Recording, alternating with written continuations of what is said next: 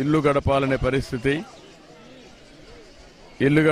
పరిస్థితి అవన్నీ కూడా చూసిన తర్వాత జరిగిన సంఘటన పైన చాలా ప్రభుత్వం సీరియస్గా తీసుకుంటున్నాం. ఈ సంఘటన ఇటీవల ఒక సంఘటన జరిగింది. దానిపైన ఒక ఎంక్వైరీ వేశాం. ఎంక్వైరీ రిపోర్ట్ కూడా పంపించాం.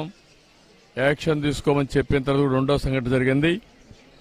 ప్రభుత్వం ఫర్మ్గా ఉండి రాబోయే రోజుల్లో ఇలాంటి పునరావృతం కాకుండా చూడడానికి అన్ని విధాల యాక్షన్ తీసుకుంటాం.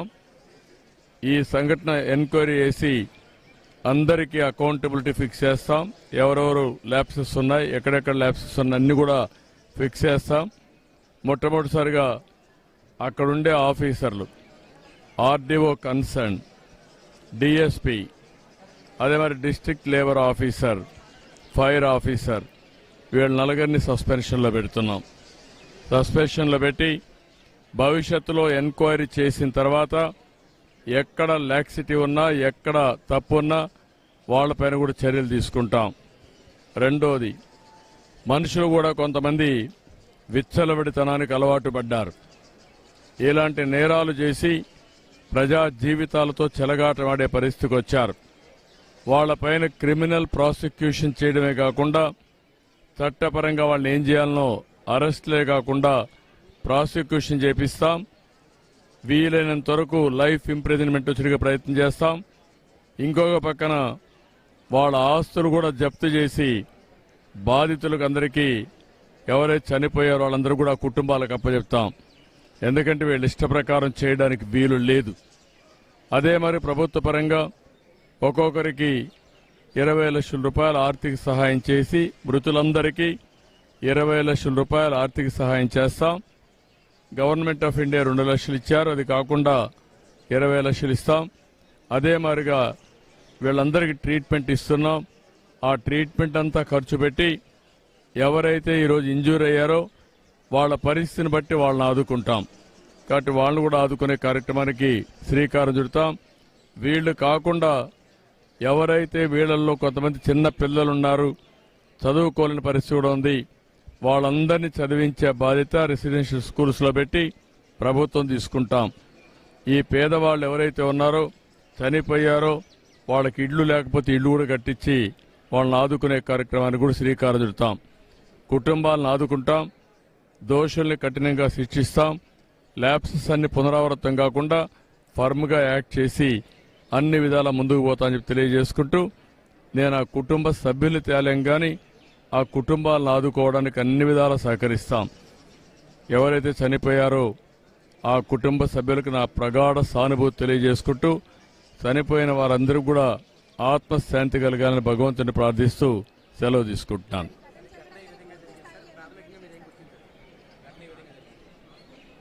ప్రాథమికంగా నాకు అనిపించింది, ఎవరైతే ఆపరేటర్ ఉన్నాడో ఇక్కడ ఇవన్నీ చేశాడో వాళ్ళకు ఆర్డర్స్ రావడం, ఆర్డర్స్ వచ్చినప్పుడు మనుషులు తీసుకొచ్చి చేయడం, సరైన ప్రికాషన్స్ తీసుకోలేదు.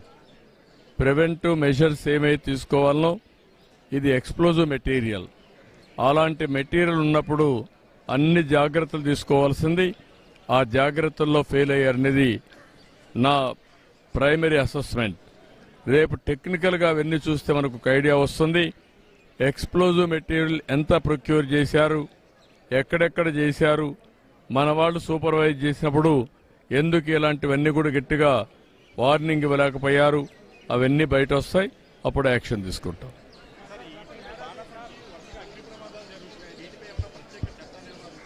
ఏది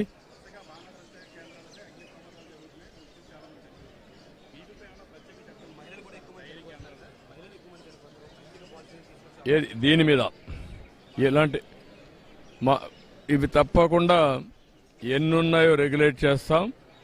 ఇప్పటికే ఒక ప్రొసీజర్ ఉంది. ఆ ప్రొసీజర్ కూడా చాలకుండా ఉంది. నేను లాస్ట్ టైం చెప్పాం, వీలైతే ఈ ప్రాంతాలంతా కూడా సీసీటీవీ కెమెరాలు కూడా పెట్టి ఆ సీసీటీవీ కెమెరాలని కంట్రోల్ రూమ్కి ఇచ్చి మానిటర్ చేయాలి కూడా అనుకున్నాం. దీన్ని మళ్ళా ఒక ఎస్ఓపి అంతా చూస్తాను. చూసిన తర్వాత పగడ్బందీగా ఏం చేయాలో చేసి మళ్ళీ ఎక్కడ కూడా ఎవరైనా చేయాలంటే మాత్రం స్ట్రిక్ట్ కంట్రోల్లో రెగ్యులేషన్స్ పెట్టి చేపిస్తాం.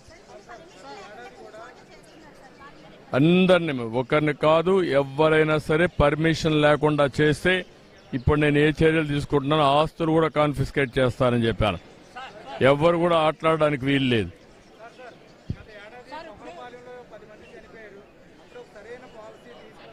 అప్పుడు కూడా తీసుకొచ్చాం, ఆ పాలసీ కూడా సర్క్యులేట్ చేశాం. అందుకే నేను ఇప్పుడు సమీక్ష చేసి ఎక్కడెక్కడ తప్పులు జరిగాయో అవన్నీ కూడా ఎగ్జామిన్ చేసి యాక్షన్ తీసుకుంటాం.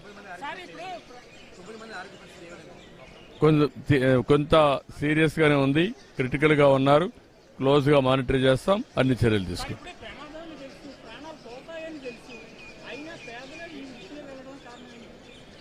అంటే మనం గుర్తుపెట్టుకోవాల్సింది, ఇక్కడ వాళ్ళు over a period of time అలవాటయ్యారు. ఇప్పుడు నేను అక్కడ మాట్లాడాను, కొంతమంది పిల్లలు చెప్తున్నారు మాకు ఊహ వచ్చినప్పటి నుంచి ఈ పనే చేస్తున్నారని. కొంతమంది 8-10 ఏళ్ల నుంచి చేస్తున్నారు. అదే మరి కొంతమంది అయితే భార్య భర్త ఇద్దరు కూడా పోయిన ఉన్నారు. ఇలాంటి అనేక సంఘటనలు మనం చూసినప్పుడు వాళ్ళకి ఇక్కడ 10 రూపాయలు ఎక్కువ వస్తుంది కాబట్టి అదొకటి ఉండొచ్చు. వాళ్ళ అవసరాలు బట్టి ఆ టెక్నిక్ నేర్చుకున్నారు కాబట్టి ఎక్కడ ఉంటే అక్కడ పనిచేసే పరిస్థితికి వచ్చారు.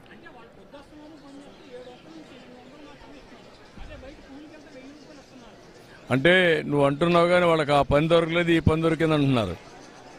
అదే మనం 700 రూపాయలు ఎక్కువ అనేది వాళ్ళ ఉద్దేశం. మాకు ఆ 700 అక్కడ వస్తుంది, అదే నరేగాకపోతే 300 వస్తుంది.